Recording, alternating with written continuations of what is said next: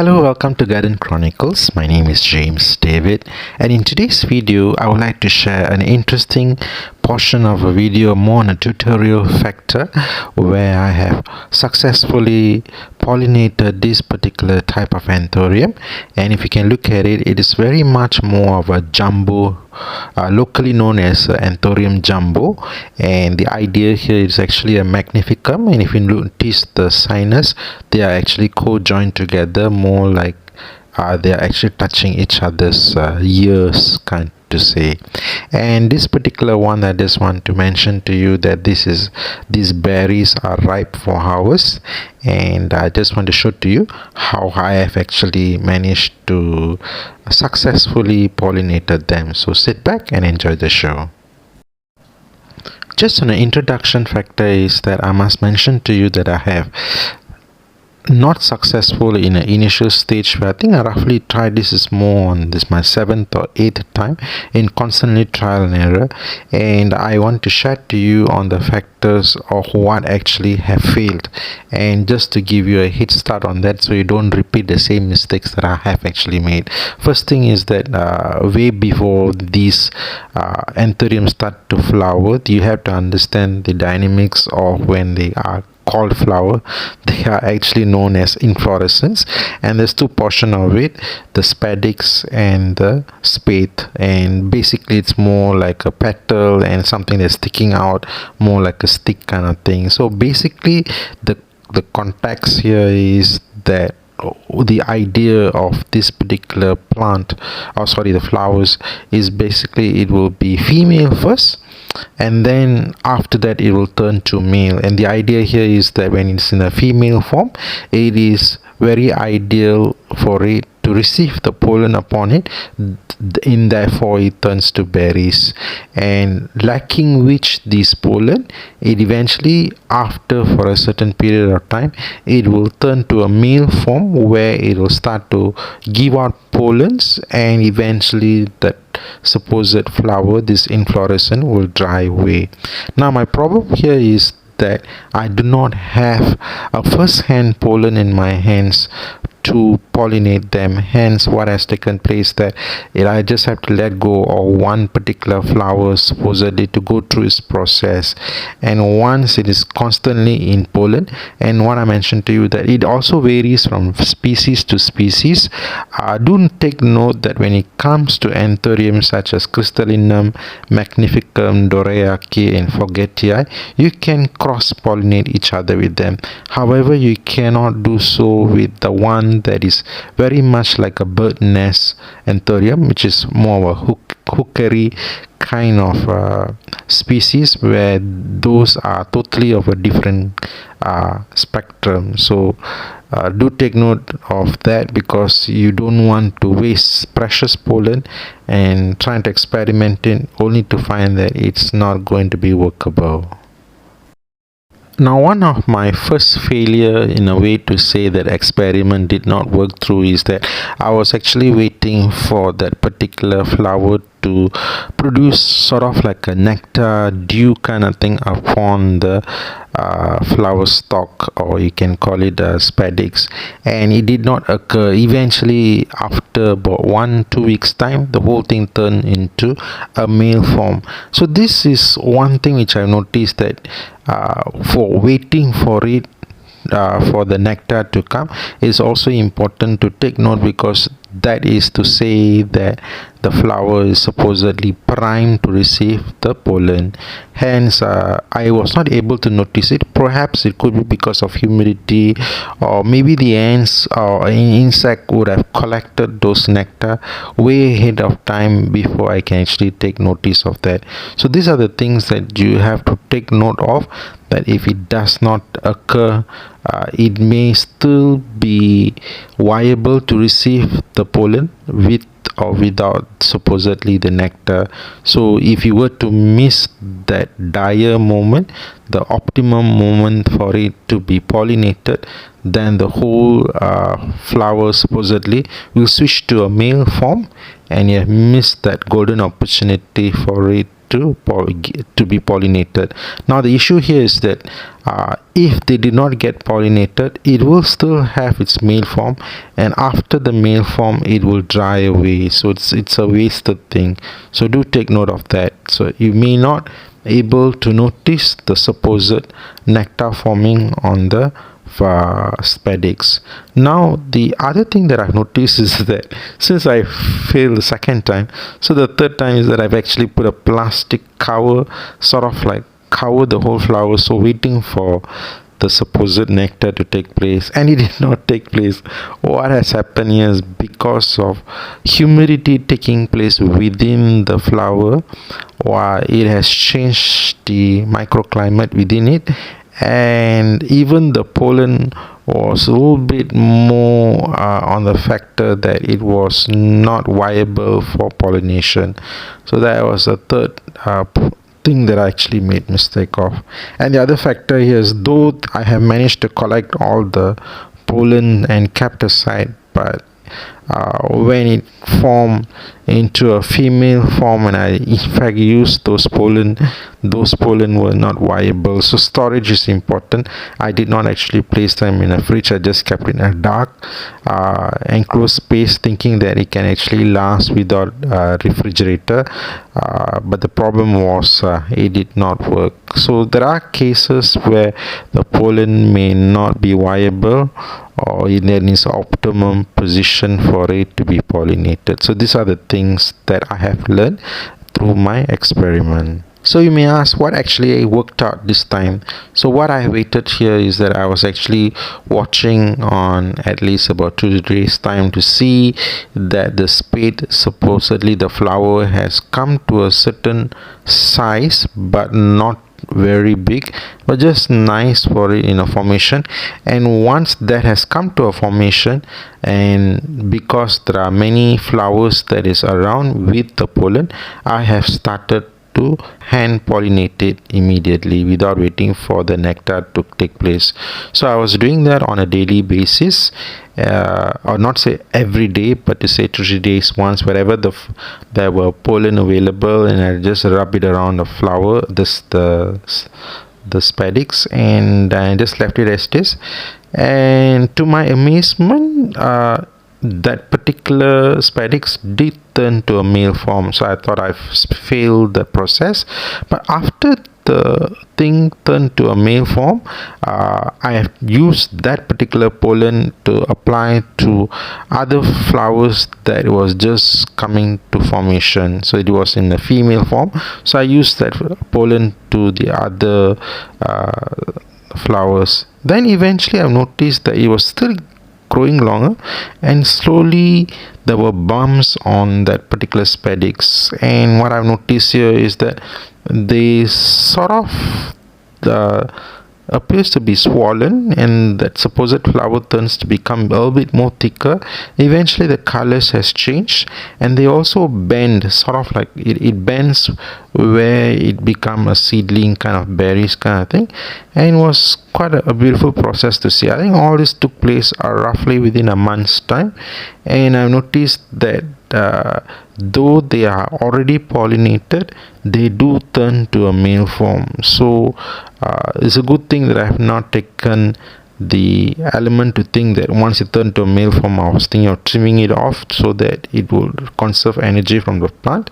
But by me not doing so, and I find that it has immediately turned to a female form. So these are the things that I've learned, which I find that I've not picked it up in any of the YouTube videos, that they don't really explain these things. That I think there was a misinformation where if it is not pollinated, it will turn to a male form. I don't think so. Perhaps it will be different from different species, but as for this particular one, I noticed that even though it is pollinated, it will still turn to a male form. Now once it has already become pollinated, as you can see all the bumps over here, it will slowly change its colors. You can see here there's a portion of it which is still have not been pollinated. I think this is where I believe that after pollination this particular spadix continued to grow, but I was not able to pollinate it, so it stops until there. However, this is my first experience, a successful experience, and so I'm actually happy with whatever berries it comes by. I also managed to pollinate this, but I'm just waiting to see if at all anything happens to it. Again, as I said, it a lot to do with trial and error. And what I've noticed here is that this particular plant, this particular Anthurium plant, has given out two inflorescences, so I'm not very sure of the viability of it able to pollinate two flowers at one go. And also this particular one is another different type of hybrid. It is a crystallinum hybrid X with Magnificum. So I have been crisscrossing this with that, the top one, which of the other inflorescence, which appears to be so what I have mentioned, as long as something comes up, and when this became a male form, I used this male pollen to pollinate that female form. So it was really helpful to crisscross between these two particular plant. So let's see how it goes, and lo and behold, I think about 3 to 4 weeks time, this particular inflorescence has slowly changed its colors, and it has come more on a darker maroonish coloration once it start to get ripe.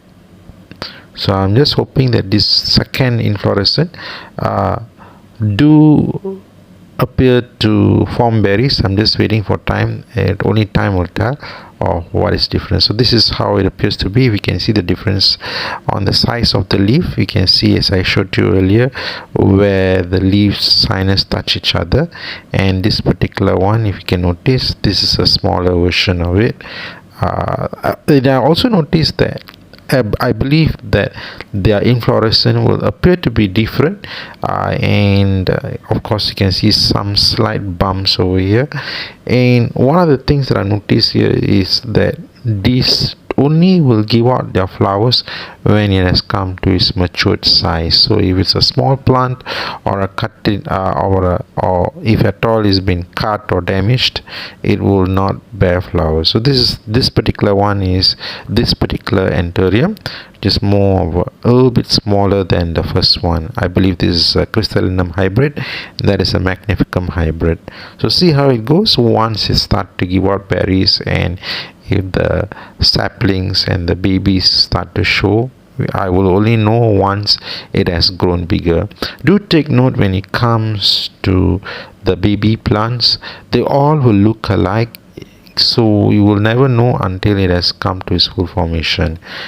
This particular inflorescence is from a crystallinum inflorescence, more on a miniature version, and you can also notice that the inflorescence is quite small and it's not really grown very well. I did wait for a while for it to be fully bloomed in a way that the spadix will remove itself from the flowers, but it really didn't happen. And this is the size of it. It's more on a spade kind of a shape. It's more of a mini version. You can see the size of my hand. For reference, it's not so big.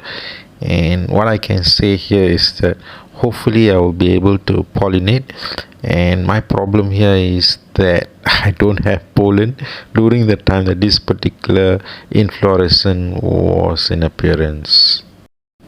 I have managed to take a little bit of tutorial here where the element of rubbing the pollen from male to female. Over here there's some of the pollens there, but there are also some female form, and this particular one has fully turned into a male form that you can actually notice from my finger here.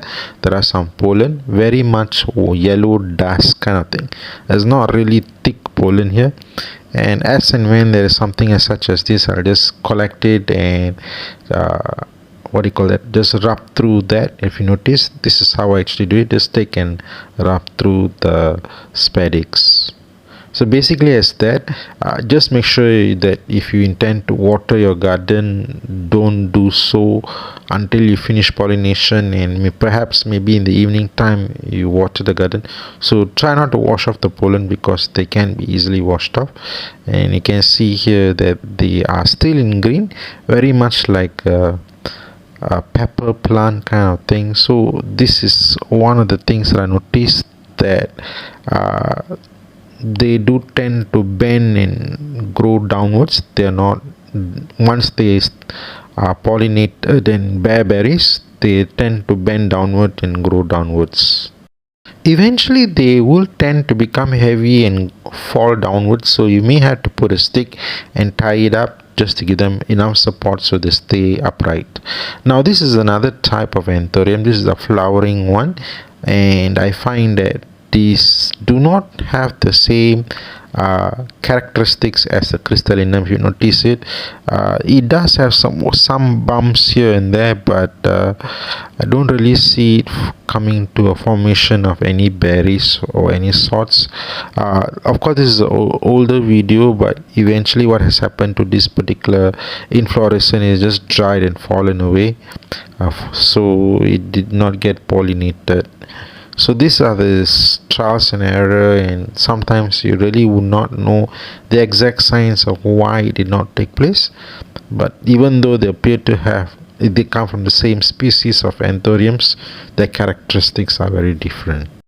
Here you can actually see the size of the leaves. This is actually Anthurium jumbo, and you can see how big it is. It's very much similar like the Anthurium magnificum.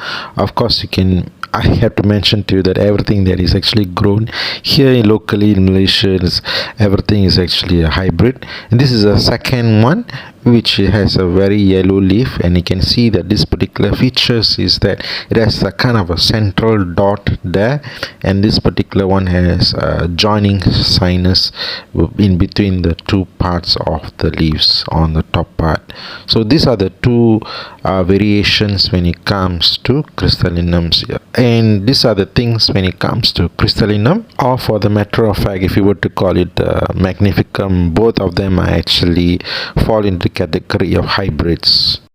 The best part about here is that I managed to have two inflorescences from two different plants, and therefore able to crisscross with each other, and both parents are the same. It's just that two different mothers. So this is the, you can call it as mother. This is actually the father towards the mother of jumbo, and then and the same inflorescence, that particular pollen was used for this particular mother. So in a way we shall see how it goes, and I will never know until the whole plant has come to its matured state. As I mentioned earlier, when it comes to saplings and the baby plant, you will never know, as all of them look alike. So in cases where people tend to purchase them and able to figure out exactly what they are, you will never know until few years later when it has grown to its full matured stage. Now you can see over here it's more on a green tones as it is growing bigger, and the size, it did take a while, but a lot of patience is required just to make sure that no damage is done on them. I was actually afraid that nothing is actually promised, because if anything goes wrong, the whole thing can fall apart. Finally, the moment that I've been waiting for to see the success of the berries. If you can notice over here, the berries has started to jut out from the inflorescence. So this is a very crucial period of time to collect it, and if I were to miss it out, the whole thing can fall apart, and I would have missed those fallen down on the ground. So I managed to collect it, and you can see there's some kind of holes after collecting the berries. So I'm not very sure whether the whole thing will either rot or it will just heal by itself. Just sometimes I just have to gently rub it, and I managed to get some of the berries, and inside this particular berries there is basically either two seeds or one seed based on the size of it. Some of it is not fully ripe, so I don't want to force it, and what has happened is that they tend to fall or come out of it in various timing. There's some in the morning and some in the evening. So what I have done is that after collecting as much as possible, I was keeping an eye on it, and uh, I put a plastic bag around it just to make sure nothing actually fall out from the inflorescence. So these are the things that I managed to collect. So far, I find that not many of these seeds are actually damaged. They're quite easy to take out. As I said, that some of it is still there, that I believe that it's not yet ripe, so I don't want to force it and pull out or damage that whatever that has been existing. After this, the process is very much simple and easy. I just want to show to you of the element of the timing where everything is progressively ripening and changing. This is the other one that is been cross-pollinated, and you can see that the same formation has taken place, slightly different from the appearance when it comes to ripening of the pollen in the spadix. So I am not very sure how it's going to look like. I believe this is where, when it comes to anthuriums, you can actually identify them based on the inflorescence. I'm a little bit worried because I noticed there's some drying factor taking place here. I'm not sure whether I want to cut it or leave it, because I don't want to damage whatever that is existing here. So see how it goes. As I say, that it's very much experimental and trial and error, but I'm actually happy with the progress that have taken place so far.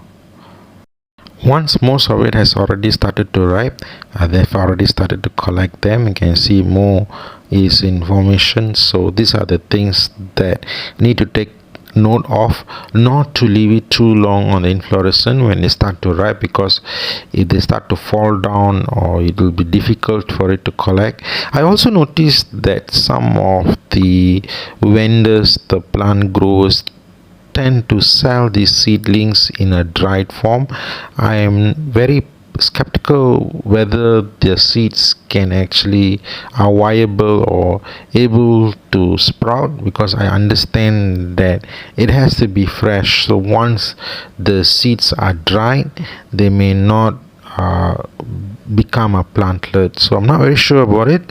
If anybody knows about it, do put in a comment below whether the dried portion of it can be replanted. But as far as I know, that after taking out the berries out, when I look at the seeds, they are more very much like a white lotus kind of seeds. And looking at the context of it, I'm very doubtful that the dried portion can be used for propagation. So I believe that they need to be fresh, and in a way that the timing where they need to be propagated is very crucial, because if that has been missed, then the whole thing is lost. So this is what I have done. I put a plastic bag, and as time goes by, they do tend to fall. So this is why you need to be protect if you're going out or not able to watch in time. And this is one of the things you can do to save it. Either, if you don't want to use a plastic bag, you can actually use a netting, or that way that these berries are saved from falling everywhere, and you don't want them to sprout in unintended spaces. And this is what I've done. I've put in the water to see that whether they are floating or they are actually at the bottom of the pot. So I believe that if any of the seedlings, I mean these berries or the seeds, are actually floating, then in a way to say that they are not going to sprout or not healthy. So I've noticed all of them are actually inside the water, and so all of them are actually healthy. So it amazes me to see, and I'm actually very happy that I'm come to this stage. So let's see whether these actually sprout out. So just want to show to you how it looks, very much like ice kind of thing. One portion is dark and one portion is white, and it's quite interesting. So coming to the preparation of propagation, this is actually sphagnum moss. It's a bit moist, and I just squeezed out a little bit of sand is attached to it. So this is just taken out it, and this is a half cup of perlite, and it's also soaked, and I think I'm just using this 2 medium. And this is what I've done. I have taken this a small pot and then just put some tissue and some cotton fiber there. I don't want anything to wash down, and just basically that the mixture of sphagnum moss together with perlite, and just put them in with basically I'm not planning to put one seedling in 1 cup. That will definitely going to take forever and as a lot, so I'm not very sure how long it's going to take for them to sprout and whether all of them is going to be successfully growing.